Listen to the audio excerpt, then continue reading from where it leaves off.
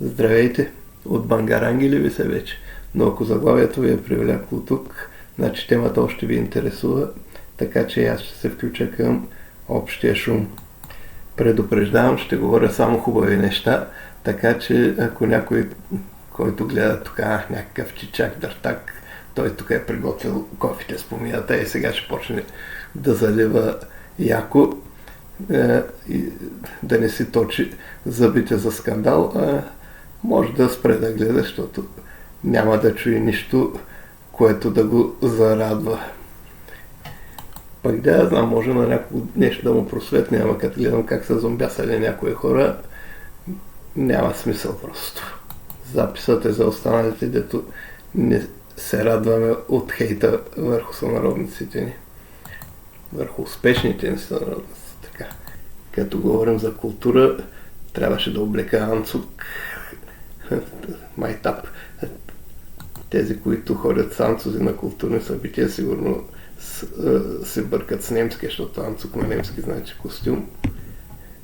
Да, не ми се получи шегата, давай нататък.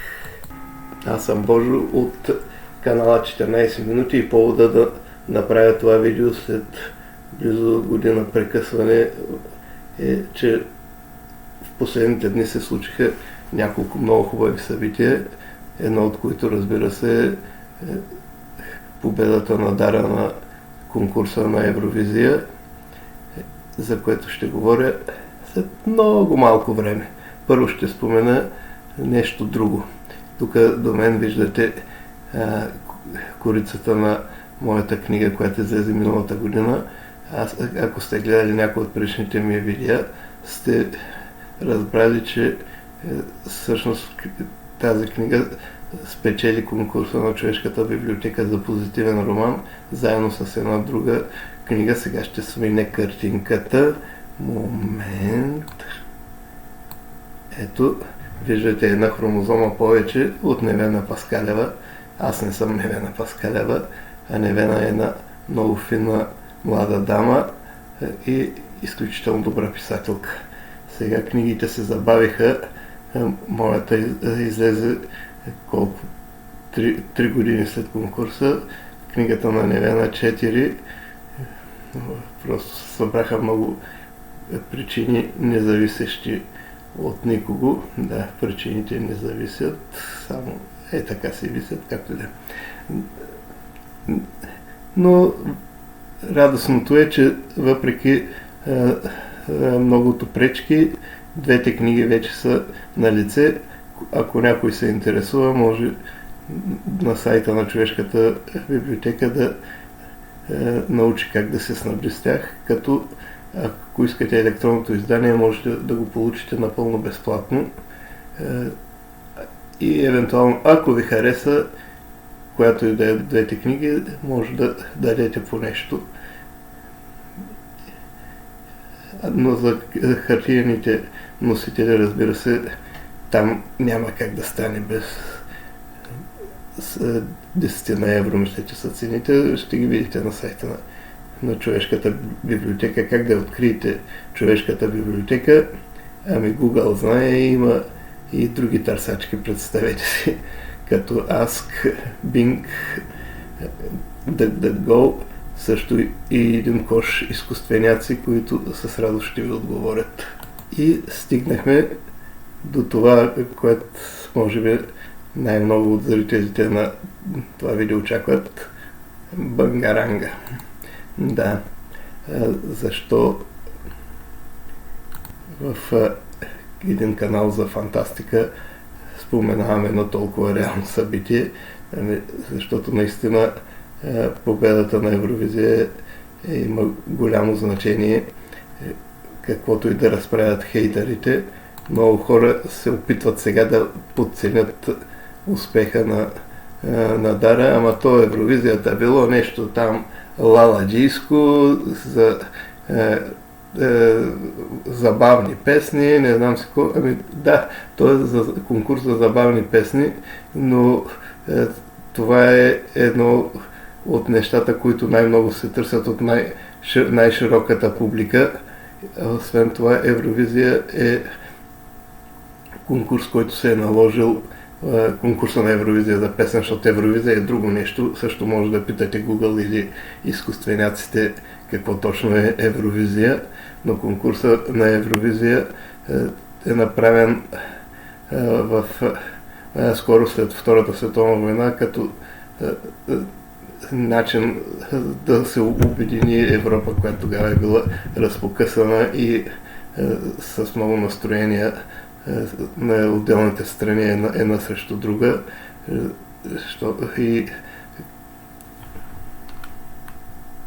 Един такъв конкурс дава възможност за обмяна точно на култура,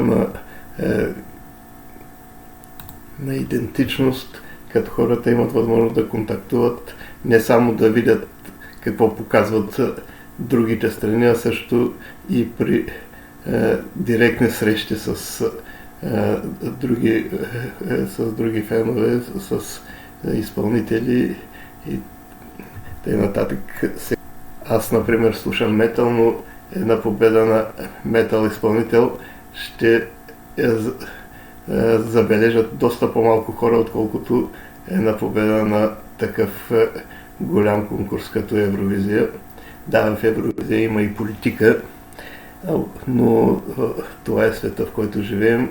Както всяко реално нещо, така и конкурса на Евровизия не може да бъде страни от политиката. На конкурса се виждат и настроенията между отделните държави. Примерно дали някои съседи, както често става, гласуват един за друг, изведнъж ако спрат да гласуват, значи нещо там се е случило.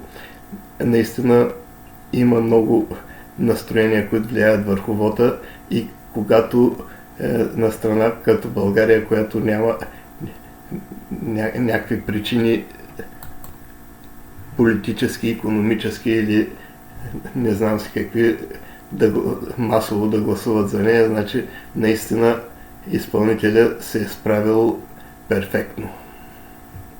Сега за хората от моето поколение победата има още по-голямо значение, понеже на времето ние не можехме да гледаме Евровизия. Имаше едно друго нещо, Интервизия. Тома и сега го имали, което ни беше разрешено да гледаме, и знаехме, че има там една Евровизия, дете е лоша, и има конкурс за опадъчна музика. И понякога, когато другарите, защото ни управляваха едни другари, решаха, че песента, която е спечелила поредния конкурс на Евровизия, не е толкова опасна за трудещите си. Ни пускаха по 10 на секунди да видим от нея. Виж, вече 80-те години другарите станаха по-ларши и ни пускаха и по цяла песен от победителите. Но това са неща, дето повечето млади хора нито могат да си ги представят, нито ги интересуват. Но много важно е друго. Сега чувам разни мърморения, ама то кое бил българското, композитора бил грък, балета бил не знам си какъв. И точно първо кое е българското, Дара е българка, точно заради нейното изпълнение с песента спечели. Коя държава съобщиха като победител? България. Чий флаг се развя? Също българския.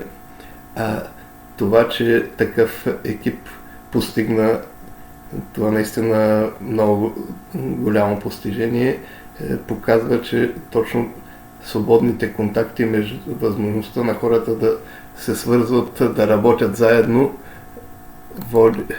води до наистина велики работи, казваме си го, на едно към едно, няма какво да... Такова наистина постижението на Дара беше велико. И ако някой почне да ви увещава как трябва да се изолираме, да се махнем от Европейския съюз и т.н., че да бъдем свободни, сетете се за успеха на Дара и веднага ще се сети, че пътя към хубавите неща не става чрез изолация и отделяне, а точно с свободна връзка между хората и възможност от съвместна работа. Няма повече да ви надувам главата, само тук ще спомена, че освен изброените събития се случиха и други. Примерно Николай Веселинов спечели конкурс за млад учен, взе голяма награда за млад учен в Съединените щати. Нюргюл Салимова също постигна голяма победа. Отборът по информатика донесе 2 златни и 2 сребърни медала. За съжаление, тези събития останаха почти неизвестни. Защо е така? Сещам се за един виц, защо всички се смеят на вицове за програмисти. Грешка. С вицове за блудинки, а на вицовете за програмисти се смеят само програмистите. Затова и от тия наистина много големи постижения на други български младежи много малко хора се интересуват, което не е добре, защото хора като Николай, хора като тия момчета и момичета от отбора по информатика стоят зад реално всичко, което ни заобикаля, включително и зад звука и излъчването, светлините на такива конкурси, като този, който спечели Дара. Така че добре е да се дава гласност и на успехите на подобни изключително талантливи български момчета и момичета. Стига толкова за сега. Може би малко по-натам ще направя и видео за книгата на Невена Паскалева след година-две. Чао за сега!